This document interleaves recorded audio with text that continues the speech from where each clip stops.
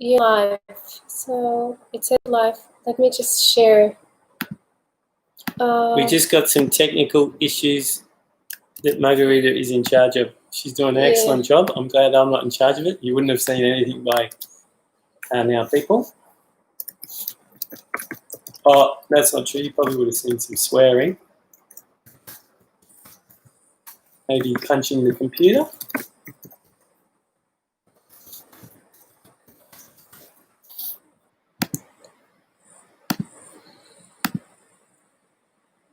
It's really bad when everything goes wrong. So you're doing your best. Okay, this one.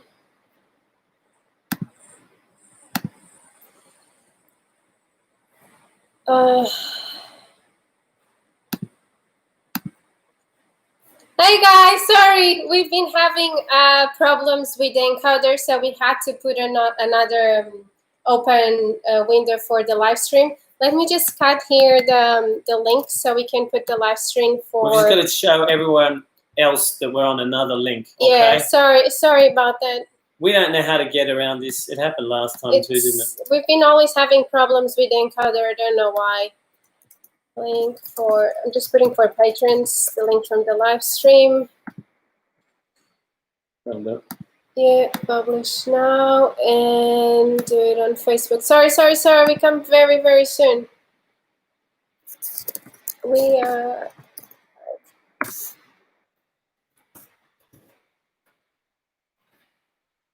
Oh, Jesus, I'm getting anxious. You're doing a wonderful job.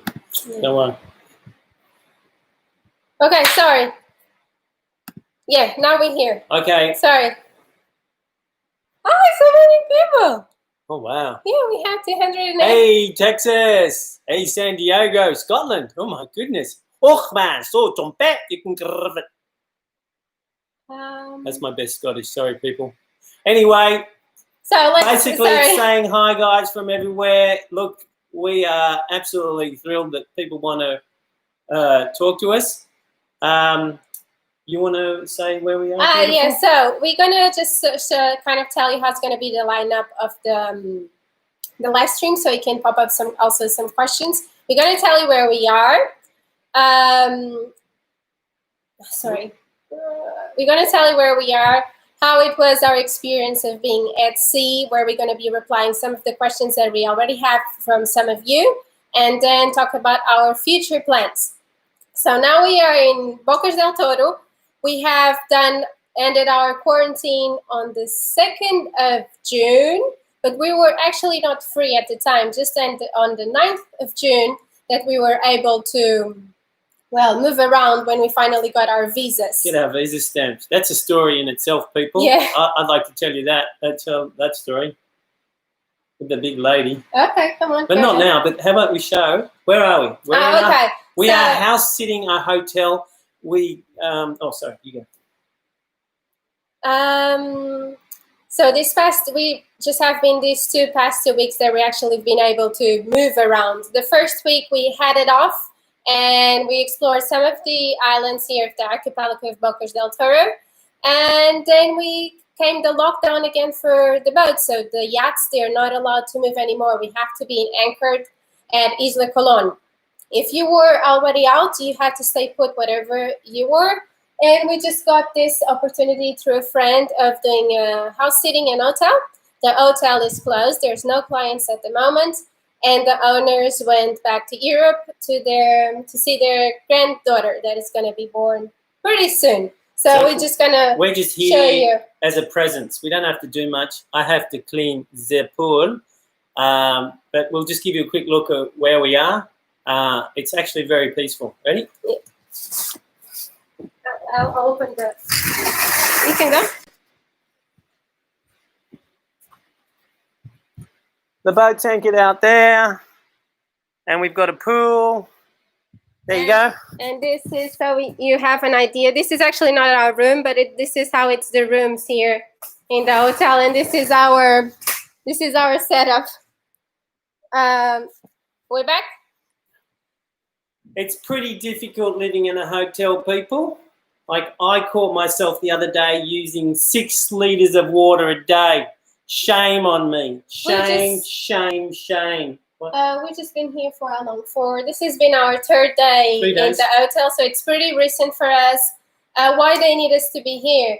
Because if there's not a presence in the house, well, your house is going to get stripped. Yeah, and the neighbours' houses get correspondingly larger and larger, and you can recognise where your pillows have gone and the TVs have gone.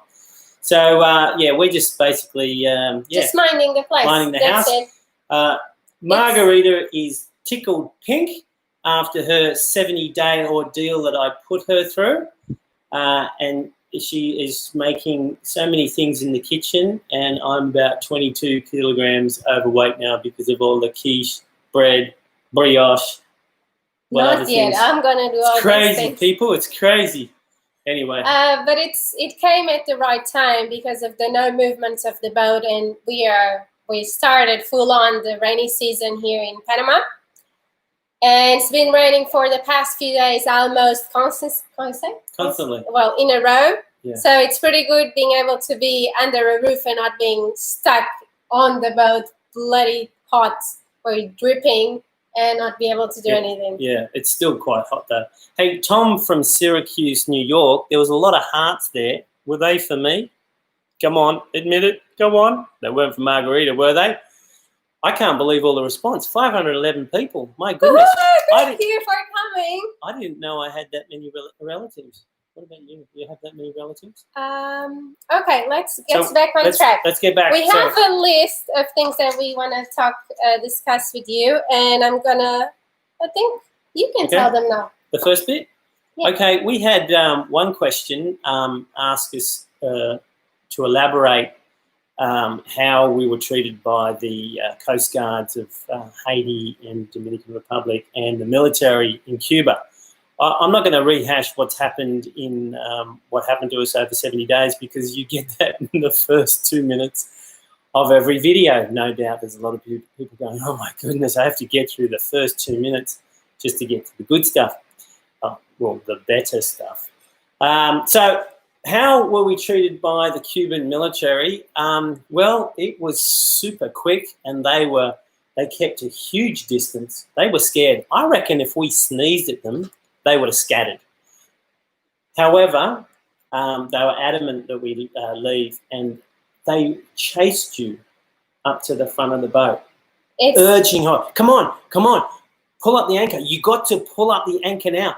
I still had the dinghy and the motor on the dinghy, and you can't go to sea with the dinghy and the motor together on the davits because it just rocks like crazy and it's dangerous, and I could even lose the whole lot.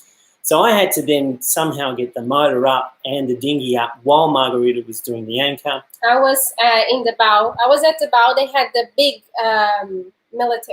Navy vessel, the big one. It's an old ferry from some country. It's not really a military vessel. And then they put down their tender, and they came on the tender and said we had to go. And so I was bringing the anchor up, and Peter was already yelling at me, don't bring the anchor, the dinghy is not up. I said, look, the guy is yelling at me saying we need to go. What do you want me to do? I was working under the impression that they weren't going to shoot us. Yes, they were yelling, but we needed to get the dinghy and the dinghy motor off and up. And it's so much easier to do that when you're in a calm anchorage. If you're doing it at sea, even though it was only 2.5 knots when we get out there, it does go oscillating, and it's dangerous when the motor is on one of the ropes. It just goes flying around. It'll kill someone. So I wanted to get it up. I didn't care. I didn't think they were going to shoot us. They were yelling at us, yes, but yelling is one thing, and getting the dinghy up is another thing. And we had, remember the boat broke down the day before, so we didn't even know if we could get out of the anchorage. They even didn't ask us what was... if we had already checked out of the country or not. They didn't care. We actually already had legally checked out of Cuba. So on the 10th of March, which is about 3.5 weeks beforehand, and we were sort of unofficially, illegally, taking our time going down the Jardines, which is a beautiful string of islands, Coral Cay Islands, that sort of directs you down to Jamaica. And then it's a short hop of a 1.5 day sail to Jamaica. So we were illegally sort of doing that, but we had to because we had heard previously that Jamaica had closed its borders for the first time for 14 days. And we thought, well, surely they're not going to close the borders for another 14 days. We'll just wait out here and then we'll go across. Attention, this was still in the beginning of the virus. No one knew this would be a pandemic. We didn't know. It was just at the start. So we didn't know anything.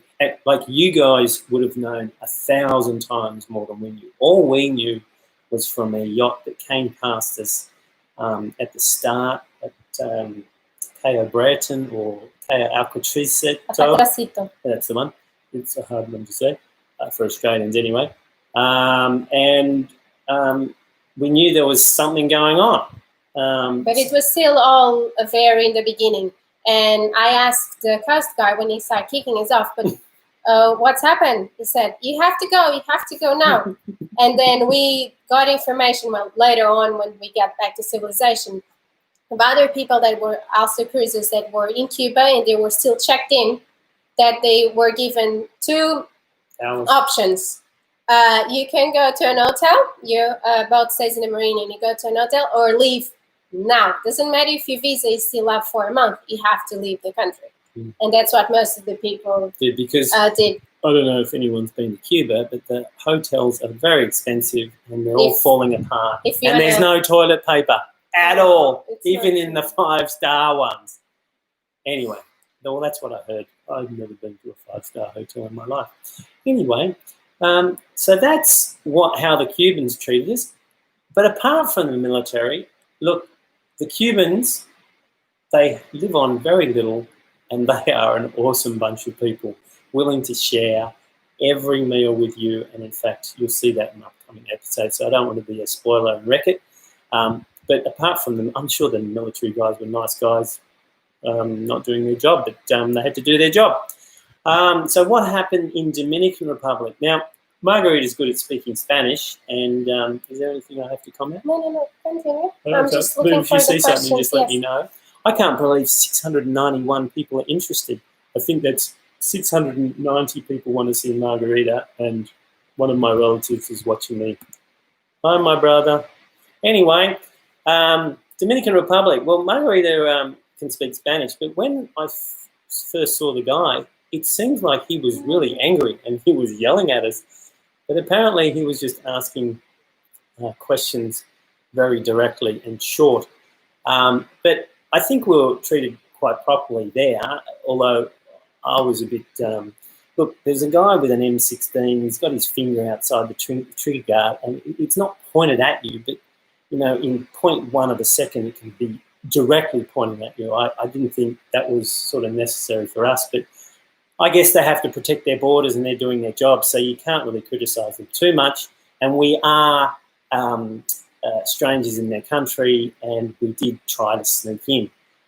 So although in that way, I mean, if we knew there was a Coast Guard presence on that side of the Cape, because this is the real undeveloped side of Dominican Republic, and there's no ports there. I mean, there's a big army base that we found out later, which we were near, and there was a mining plant. So anyway, so it was... Tim! Hi, Tim! Sorry. Okay. Our Tim. Oh, hi, Tim. Tim. So, again, I thought they were yelling. Apparently they weren't yelling, according to Margarita. They were not yelling. They were just being very short.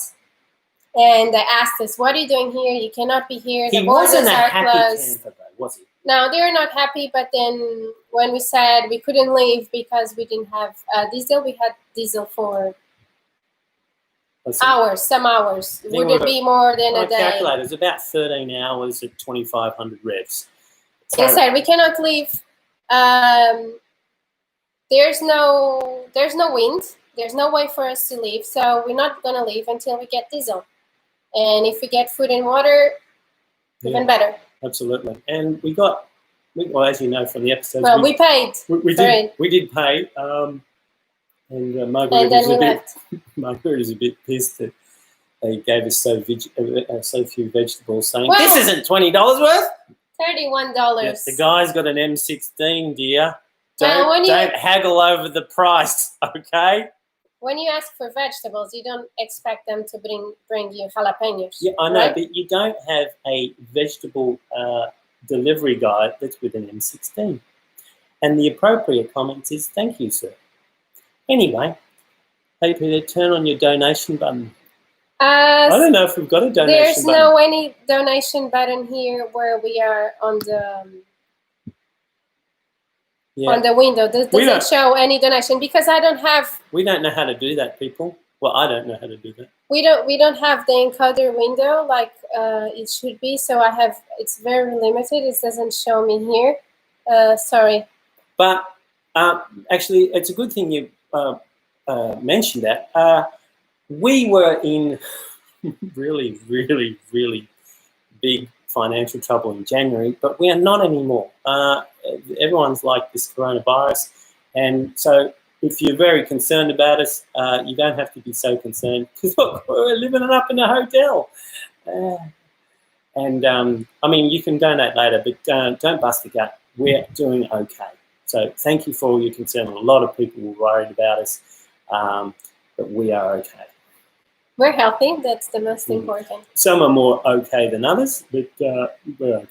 After we left Dominican Republic, so then we went to Haiti, and we got kicked out again after 2 hours upon our arrival. Oh, yeah. Now, you want to tell this one? And this was a bit, it was not as funny as it should be. Well, it would never be funny, but they kept 10 meters distance from us. 30 or 40 meters. Well, I'm very not good with distance. You can ask Peter. They had this spotlight on us. They came up. She's gone, boom, like a rat out of an aqueduct. Your connection is stable. We're not connected. It's not connected? It will connect again. It's just... Okay, now we're good again. Okay, so, yes, they were about 30 or 40 meters away. And they were yelling. The ignorance is the worst thing in everyone's life. And they were just ignorant, so they were afraid. And they wanted us to leave immediately. We kind of have made it up a steering problem. So we took all our helm and steering apart to see if we could stay one night, to see if we could rest. But it didn't work out. They didn't actually understand 2 hours of that fake story at all, did they? And no. I had this elaborate thing. I ripped off the steering wheel. I pulled it all apart. The steering wheel was apart, so we actually couldn't leave straight away anyway. I was going, look, it's broken. Look, you can see it. But they didn't want to come anywhere near to see it, so I wasted all my time and effort. The autopilot got fixed, by the way, so that's okay. But then I had to put together all the stuff that I dismantled, and we had to go like then and there. But when was that? The crazy thing was when they asked about where our last stamp was from in our passports. And we said, well, you just come from Cuba, but they don't stamp your passport because they don't want, if you're American, they don't want the complications of you getting in trouble with your own government. So they don't do that anymore. Well, you should have seen that freaked them out. And I'm sure I heard M16s cocking and people going, ah! I think it's all my imagination, of course, people, but they were really, really freaked out, and then they were insistent that we had to go, and so we just had to go. So I think that they were the most afraid. The Cubans were the most abrupt. The Dominican Republicans were frosty and proper, but we love the Colombians. I mean, you're going to see episodes with us doing work on the boat in Colombia, and I have nothing but good things to say about all Colombians because they are all bloody good. So I hope some are watching. You are top people, and the Colombian captain is no different. Crew, the Broncador crew. No different. Intelligence, common sense, honourable. What more can I say, people? What more can I say? Now we're going to go through some of the questions that some of you have sorry, my English today just sucks. Have sent us about our time when we went, well, at sea, drifting or finding an island. Yeah. And one of the first questions days we had was, what was the biggest challenge you faced while you were at sea? Okay, you want to go first? No, you go first. Okay. Well, I sort of touched on this a bit about in one of the episodes. It was the internal struggle and Margarita's morale. As I said before, I was happy as a pig in shit and doing all my usual things. I was in my element. But Margarita was having a really tough time. So I was trying to get the best meals I could because at least, well, we all know food is a good morale builder. But the rejection in Margarita's mind. I mean, people reject me all the time. Oh, well. Rejection for Margarita is a big thing. And I think just trying to work it out, it's hard. It's hard for me to put myself in someone else's shoes. But is it the not knowing? The not knowing of where you're going to be literally? You're stealing my lines. Okay, go ahead. Now I'm saying my time. Well, that's mine. Okay. Continue, my love. This is marital bliss, people. So for me, it was more an emotional struggle because we're used to being away from civilization for a long time. That's what we usually do. We are just away in remote islands. Where are the seashells? In remote. The boat You're still has in sunk. the beach. The boat has sunk. The boat is right there. I'm sorry, I interrupted. It was a very funny comment. Good on you, whoever said that. Peter Buchan. Top stuff, Peter. I lost internal struggle. I'm sorry.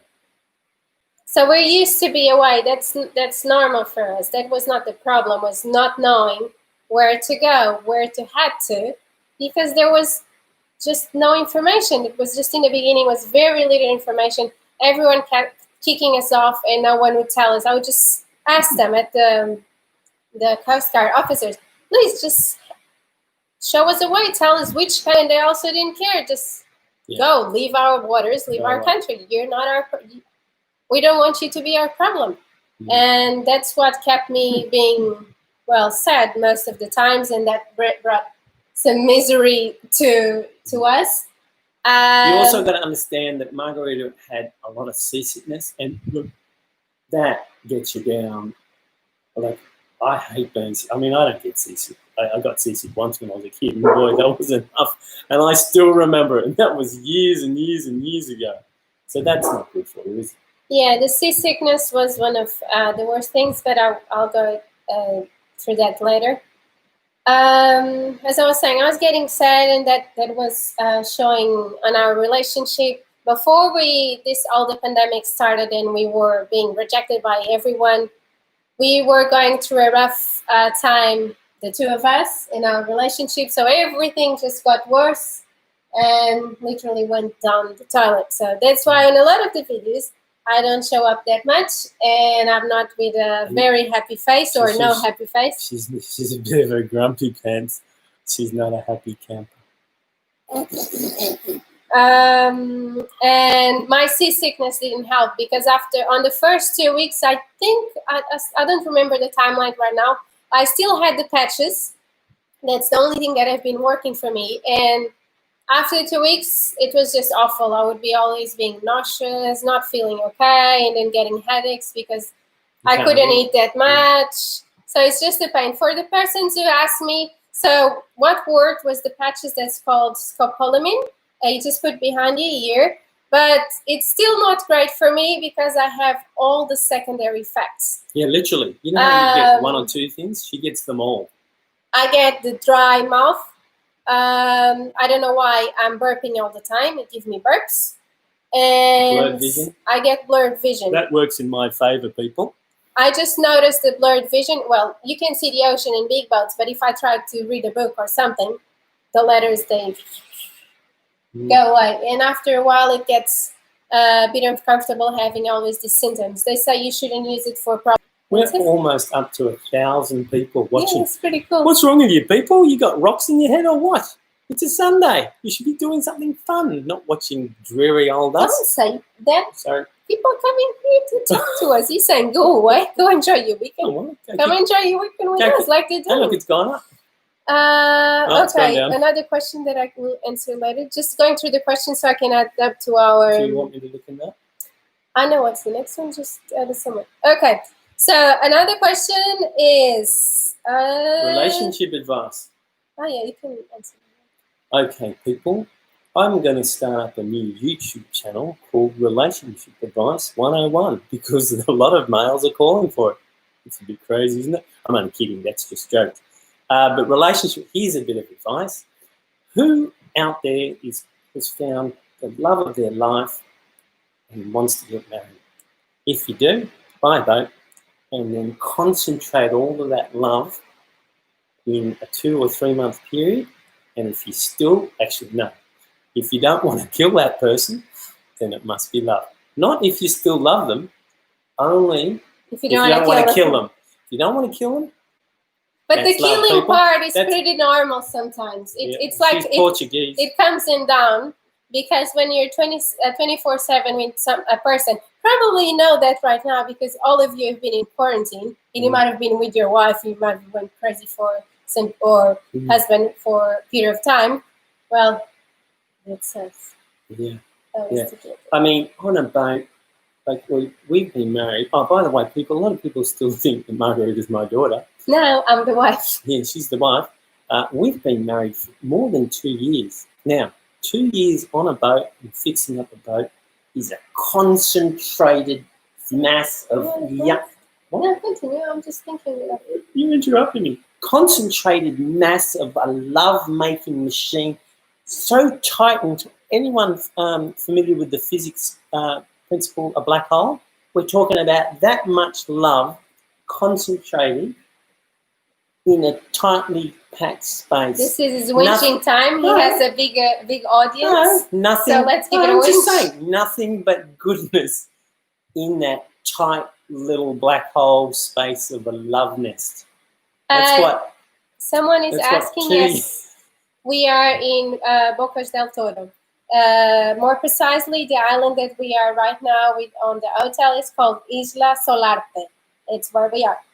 Sorry. Oh, look, back to my concentrated loving. And that's in 2 years. I think people got the idea already. Okay. So, but all I'm saying is 2 years on a boat's like 20 years. No, we've been together on a boat and together for 3 years. What it means, we've been married for 2.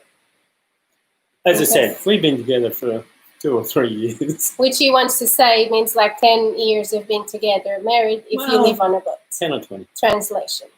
That's what basically means. So my advice is, if you don't want to kill a person after being 2 or 3 months on the boat with them, 24/7, it must be love. There you go.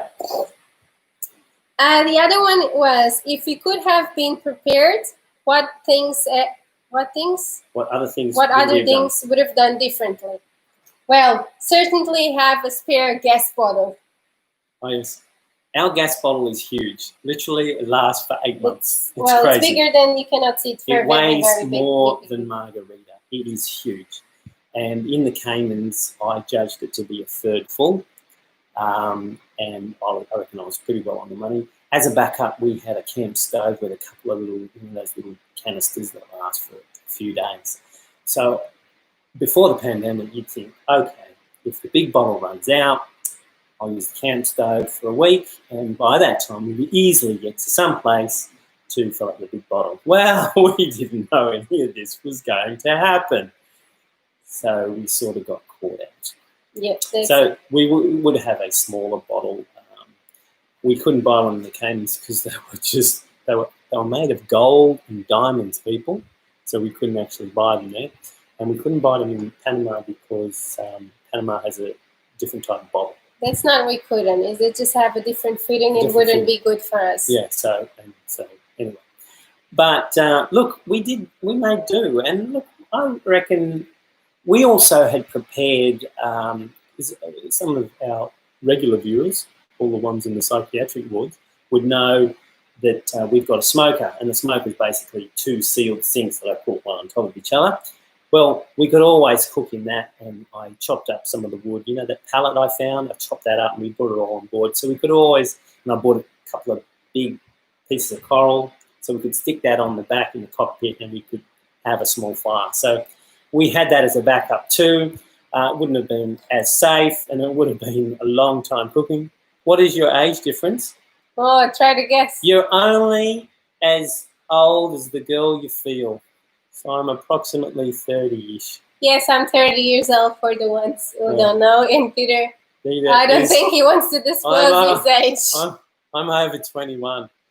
I'm high on life, people. Stop with these questions, all right? 957. If we get to 1,000, I'll strip off naked. Oh. No. Yeah, see, look, it's starting to drop. It's starting to drop. Look at that. It's dropping like, Jesus. Hang on. I was just joking, people. Come back on. The other thing that we would have done differently that we heard from other cruisers was, because there's no precedent in this pandemic situation thing, even the Coast Guard, a lot of the times they didn't know how to act, and they were just wanted to kick out everyone. And yeah, because they don't want to hear any situation, just go out. So what I would have done different is I would have stayed put, and I would have said, no, I'm not moving. I'm not going to go to land, but let me stay here on my boat. I'm going to be anchored, and that's it. Would you have done that in Cuba, though? No, not in Cuba. No, not in a communist country. Not in a communist country. No. They have a different... Look, there's... For people that haven't been to Middle America, Central America, and some of the Caribbean, their legal process, and Cuba certainly is one of them, their legal processes are not quite as civilized as we'd expect to be in the USA, Europe, or Australia.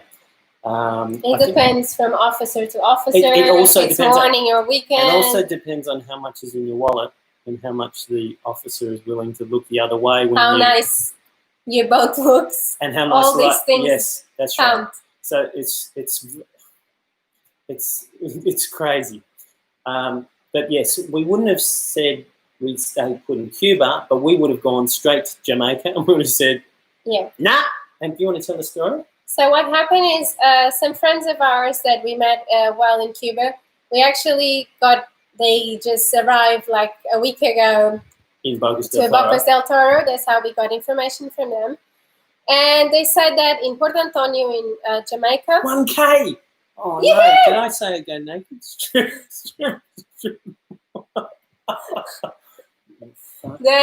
They actually have kids on board. I don't want to do that. Don't do that. You gotta look. I would do it, but you saw the boss, and you know what they say: happy wife, happy life. Yeah, you don't want to strip for money. Well, I said I was going to strip for money. Okay. Look, normally I do what I say I was going to do. That was like shut up. They have kids, which helped a lot, and they said they're not going to move. They're not going to go into the ocean with their 4-year-old kids, and they were then able to get in contact with their embassies, which helped a lot. And then eventually they were able to stay in Jamaica. They were still not allowed to go to land, but they stayed in Jamaica, and later on the Coast Guard was providing them the food. Okay. At the start, apparently what they said was they were really mean and nasty to them. They were like being abusive and like horrible to them. You were afraid. No, I think it was an intentional direction from the highs up. Get these people to leave. Do what you can. And they did what they could. But, Jamaicans are lovely people too. We met a whole bunch of fishermen, and they were all top stuff. But after a couple of weeks when they were ignoring all the Jamaican Coast Guards, they were all buddies, and they were all nice people. So they were forced to do something they didn't want to do. And they're following orders. Yeah, they were following. So I think if we had our way again, look, you guys would be without a lovely series to watch, and we would certainly not have had such a bit of a hair-raising run.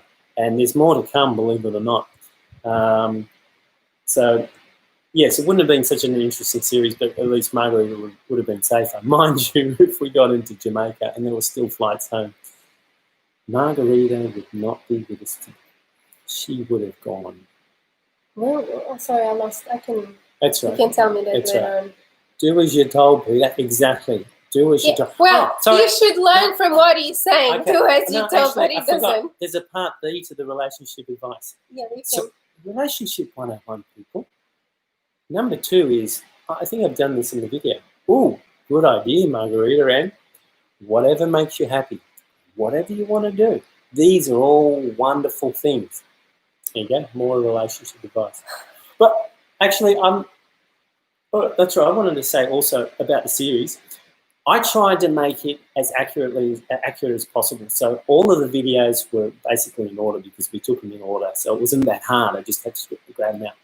But what maybe I didn't give you the flavour, and it's hard because I did read one comment, and one comment said something nasty to Margarita and said, gee, she's a whinger.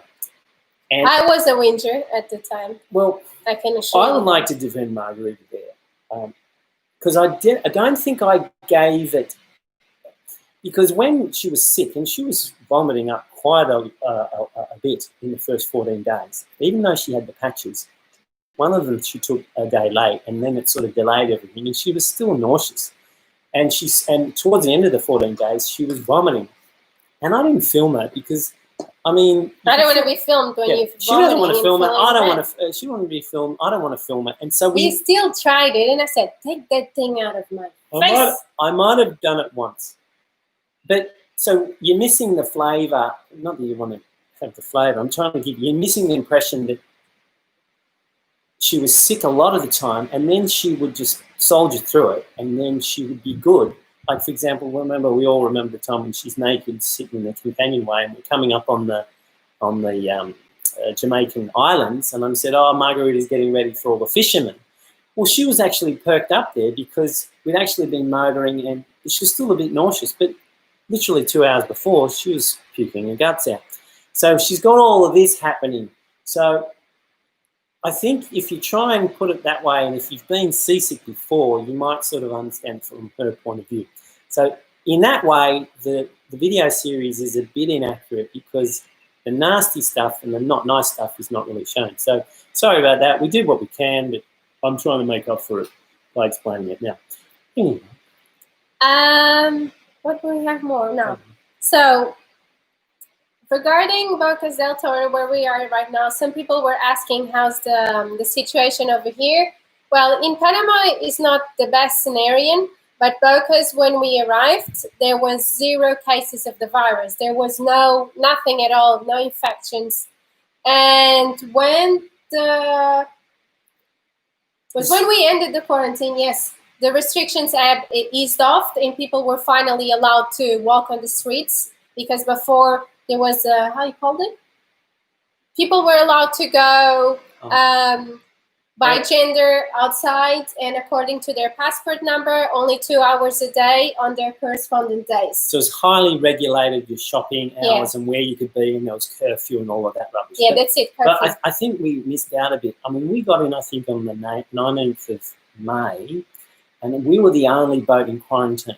And we were the only boat to come through after this rubbish, and just before the next case of coronavirus hit Bocas del Toro. And 2 other boats turned up a few days after us. And everything changed. Everything changed when that and these 2 boats, I think one was Spanish and one was French. Two of the boats were kicked out. Other boats that arrived later on, they tried to be kicked out, but the embassies got involved and they were allowed them to do their quarantine. So basically, when we ended our quarantine, the restrictions had eased off and cases started appearing in Bocas del Toro. Yeah. Now there's some cases, I think it's 20-something cases, but they are the people that are infected, they're put it in a part of the town. They have quarantined it, and supposedly they're not allowed to mix with other people. But we still have to use masks and use the alcohol. If we don't use masks and the police passes by, we get a big fine. And when you go to a supermarket, they test your temperature and spray you with alcohol. You have to walk in a bleach tray. You have to go against this temperature reader. So we still have to wash your hands constantly when you go anywhere. But we sort of missed out a bit. And when we got here, we thought, so good, we're quarantined. Then 3 days later, the 2 boats behind us that just came into quarantine after, they got asked to leave. And I was going, and Margarita was stressing, going, they're going to come over and kick us out. They're going to come over and kick us out. And I keep asking Peter, can they shoot us? Can they kick us off? Because I'm saying I'm not Can living. they shoot us? Can they? They're not going to shoot you. But here's the thing. I think, and this is how Central America works, people.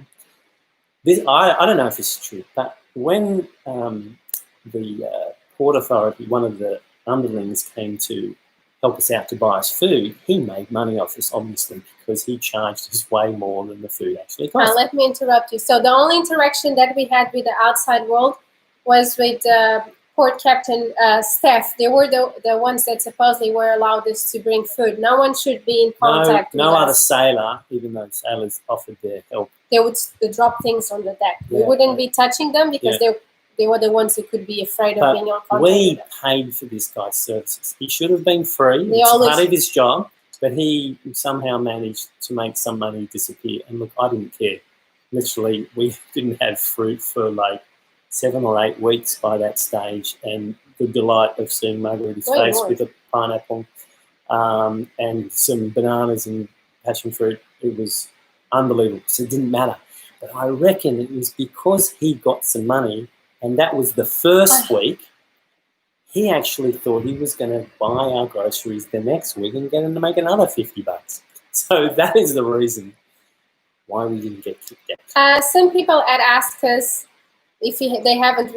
Some people that was watching the videos that haven't realized we already are in a country. They asked, "Why haven't you gone to America? Why haven't you gone to Puerto Rico or U.S. Virgin Islands?" First of the things, for you to go by boat to any of American countries or under American flag, you need a visa. If you go by plane, you're under the waiver program. You don't need your visa. You can get away with it. You can't by boat. You need to organize it. Now, I tried seeing... Our vessel is American, but we are not Americans. I tried seeing the American embassy on Bar House, and it was literally as big as that. Yes. Where's the embassy? The Americans did not have an embassy there. So it was very difficult for me to organize a visa. So there's your answer, people. And at the time, the only country we heard was U.S. Virgin Islands that was accepting boats. And people at the time had to leave the boat in the marina and go to an hotel. And then the situation changed, but either way, we couldn't get in. So most of people, we're going to wonder now that all the chains of things have changed. What's going to be our future? What we're going to do in the next months, next year? We're still going to do the Pacific. And yes, we want to get back to Australia. That's one of the biggest questions we have. Mm-hmm. But we don't know exactly the timeline because the countries are still closed. It's not like we can sail and rock up everywhere we want to go. Next year, hopefully, if things get back to normal, we have crossed the Panama Canal and we're going to start doing our Pacific. We will. Margarita is not going to do the big trip. I'm not going to be on the 30-day trip or more to... She doesn't want to do that. So South Pacific. The invitation's out to anyone out there that can sail, preferably the more sailing experience, the better. It doesn't matter if you're young, old, fat, tall, short, skinny, retarded. Just need to know the ropes and the winds. Yes. And be pretty safe. However, preference will be given to those that can video edit. So we've got a website, sailingintofreedom.com. If you want to a 1-minute video about yourself and your experience, and if you can show off some of your flair in your editing skills in that 1 minute, that would be great, because then I can see if you can get your way around an editing program. And so I'm going to need help. Obviously, you're going to have to be on a boat with me for 30 days. And, we're probably going to go a bit faster than that. I'm not going to disappear from the picture. I'm just not going to do the crossing with you.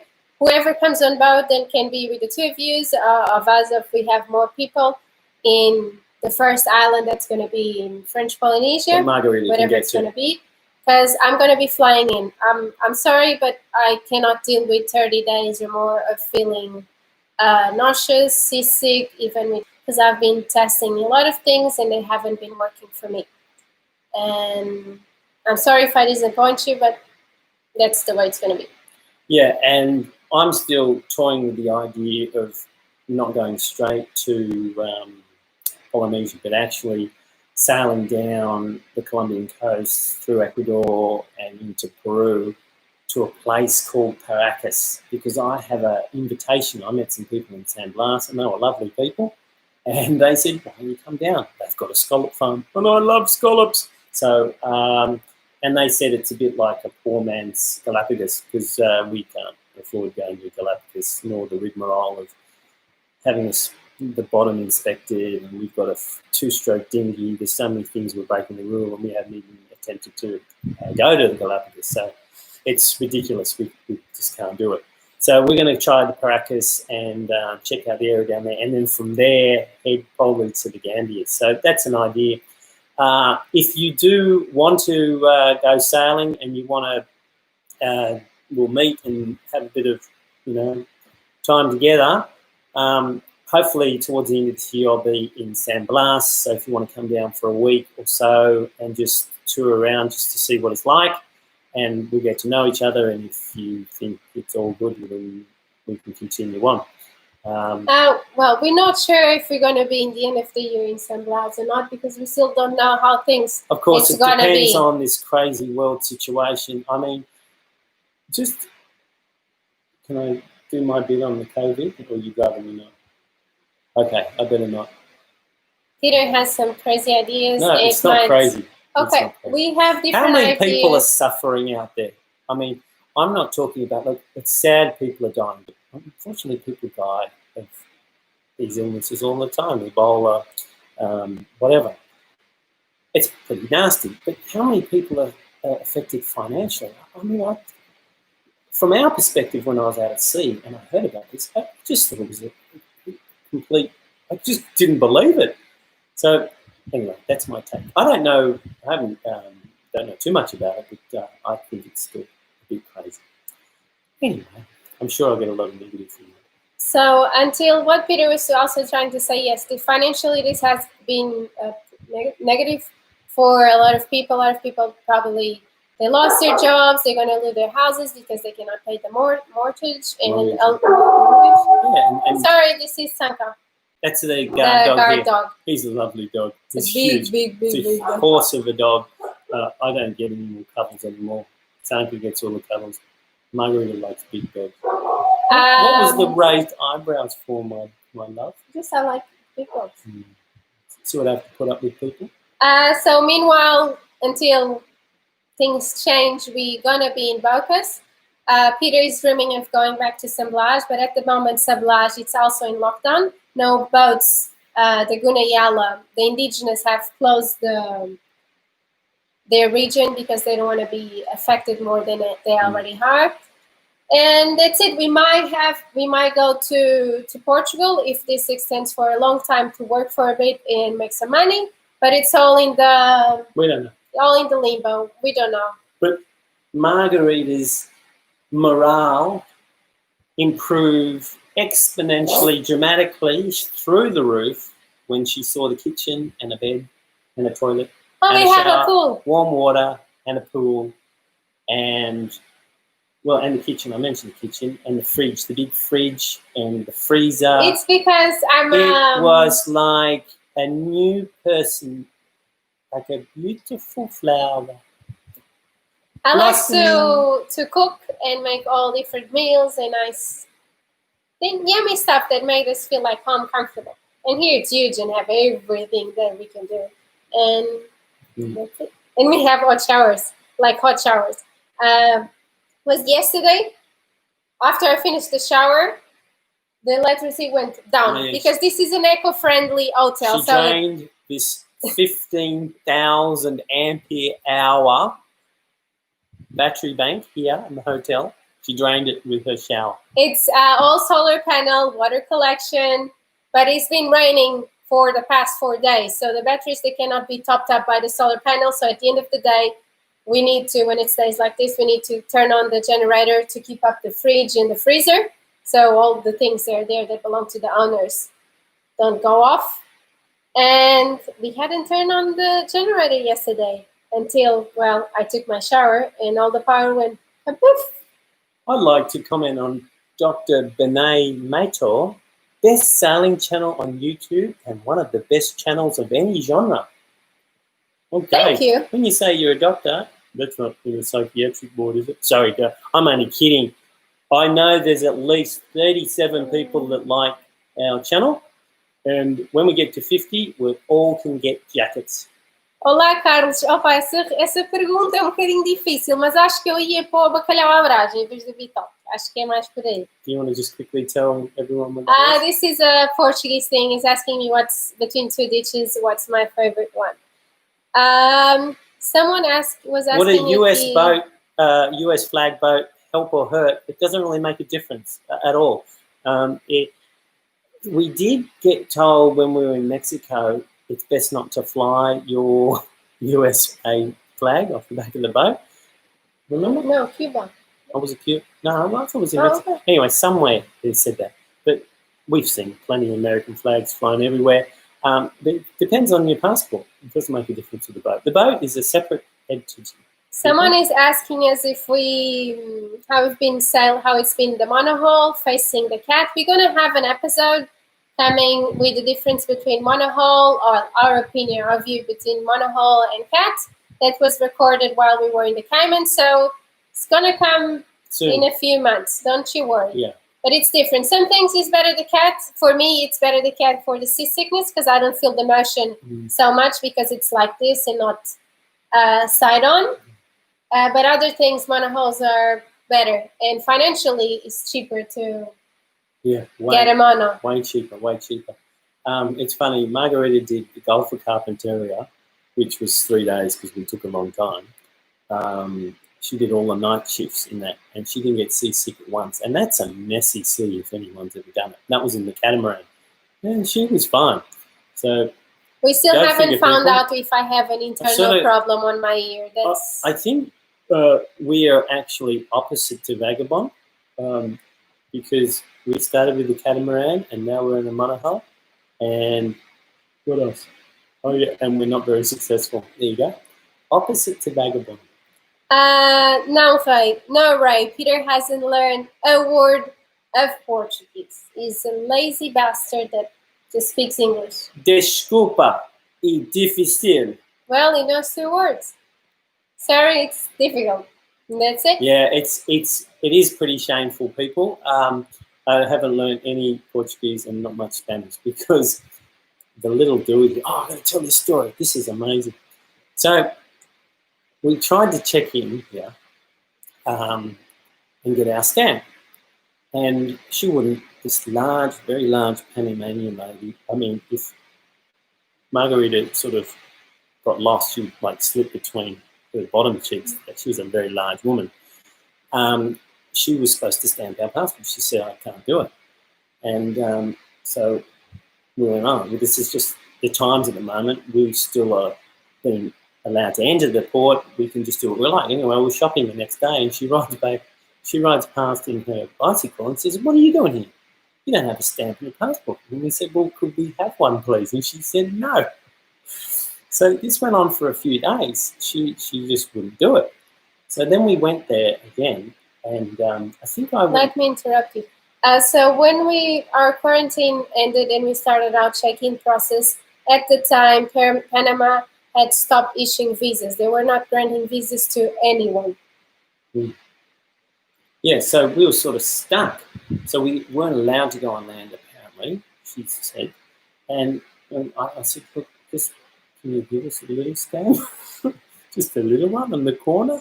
No, she said. Anyway, we spoke to our embassy. I spoke to my Australian embassy or consulate in Panama. And Elizabeth, you are unbelievably efficient and wonderful. She gave me all the news and everything. And she said, no, say this, this, and this. And Margarita went in. And then Margarita had to educate this Panamanian who didn't read any directions from any of her meanwhile, she's completely oblivious. A communicator that came out saying they will start issuing visas again. And then that's why. And so then Margarita gets the phone and she said, yeah, but this just came out. And the lady goes, this is her job, knowing all these rules, goes, I haven't seen this. And there's this. Margarita says, I haven't seen this either. And look, if you read that, and then the big woman, she countered by saying, yeah, but look at this. I've got this thing I've got to pay attention. And Margarita goes, no, but this is for commercial vessels. Look. It's this and this and this. Wow! This was amazing. And then the woman, then she said, no, I still can't get with margarita. Saying, but there's this, and you've got to do this and this. It was amazing to behold. This woman is like 5 times the size of margarita. So we ended up getting this stamp. We now have this. We got our 6-month stamp, but things they can still. I'm sorry, my English.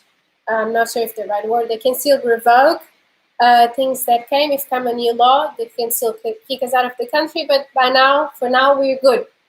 And I think we're already rambling too much. No, they like the ramble, people. I'm hearing a lot of bad stuff about Vagabond. Look, Peter, please. Oh, look. Yes. I'm seeing it. Yeah, that's people's opinion. We don't know anything about it because, look, I'm flat out. I have to do all the editing now, and I'm flat out watching my own rubbish over and over and over, trying to make it perfect. And it's hard to make something perfect when it's imperfect to start with. So I don't know much about any of the other sandwich channels. A lot of people say, have you seen this? This, I don't even know what their names are. And no, we don't even have time to look at We usually don't have internet, and as you know, Peter is a bit of a caveman. So he's not... A bit of a caveman? He doesn't dig at me. And I'm a lot of a caveman, people. Much interest in watching other people's things. Yeah, so we don't know anything about them. But, I mean, he's Australian, so he can't be too bad. I don't know. We love Vagabond. There you go. There you go. See, don't be weird. Okay, well, we're getting some lovers, and we're getting, Vagabond sucks. Well, I don't know. Anyway, I can't comment. I don't know much about it. So what else have we got to talk about? We already went through our list. Okay, so that's it. Does anyone have... Look, we're almost up to an hour, and we're still at 1,000. Does anyone have any other question? Peru is COVID struck. Yeah, maybe. All Central America and South America is pretty... Peter and Riley are great spearfishers. I remember a discussion when... the funny thing about reading comments on YouTube is sometimes I might be a bit late seeing from someone, and then all of my loyal fans jump on this poor one unsuspecting person that said something slightly negative, and they go, brown, brown, brown. So thank you very much, people. It's very heartening to see. I mean, once there was one comment, it was like 37 comments in support of our channel. So that's very heartening to see. So top stuff. But I remember one discussion about, who's the better spearfisherman? Does it really matter who gets food on the table? I think if we both get food on the table, it's all good. There you go. Took the wind out of the sails. We got any more comments? No, I think we're good. Nothing but quality. Yes, people. Nothing but quality indeed. Someone asked, what do you have for a life raft? We do have a life raft. It's been inside because we actually don't have a safe spot to use it, but our life raft that we gonna use it's our dinghy. We trust more the dinghy than anything. Absolutely. It will be the dinghy because it's hyperlon and it's got an aluminium bottom. But float. The actual official life raft is 37 years old. So I'm not entirely sure that it will inflate, but it is there for, I guess, legal reasons. When we enter Australia, they probably want to see it. So, yes, I would prefer in fact, I'd prefer the dinghy, and if I had a chance, I'd probably dump the outboard motor into it because, just in case you washed up on the reef, you could at least get around the reef. So, yeah, the dinghy, that's the life raft. Right. Bail out to get over the dinghy. Yes, we do have. We'll probably do an episode on that. We already did one. Oh, because I'm gonna. In Guatemala. No. Really don't. Well, but we can show again. Yes, I think we ought to get better bags than we have 2 grab bags. I'm not actually happy with the EPIRB where it is. It's easy to get, but I know that in a bad situation, it could very easily be forgotten. So it would be better to be very ready, not in its little, they have those very little sexy EPIRB holders with a little handle and stuff. I think I would probably forget. So, yeah, that's going to be, we'll do an episode on that, okay? How do you upload when isolated on a reef? Well, we don't. Most of the time, we do not have internet. Right from, do you remember the beer ad campaigns where I played them ad nauseum and some people were going to kill me?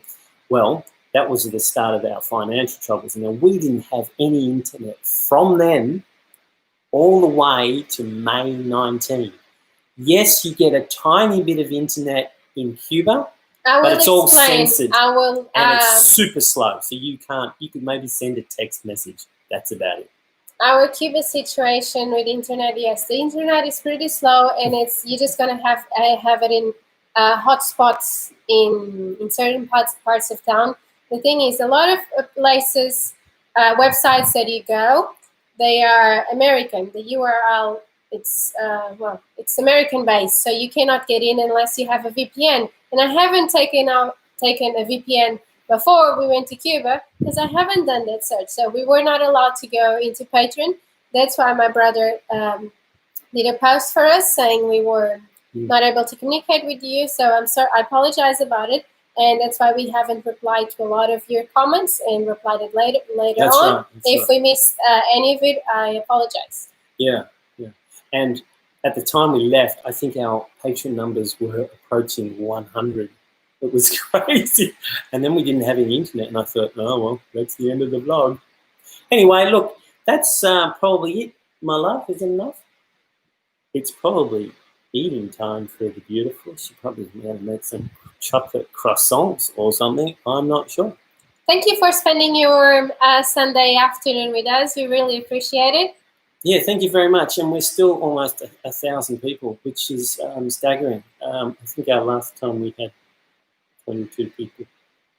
Thank you. Please be safe and stay close to your loved ones. All right. Bye. And check out the new episode coming out. Yes, coronavirus series continues. Next Friday, and this past Friday one already came off. Yeah. Oh. It's not going to go beyond 28 episodes. Bye. Bye.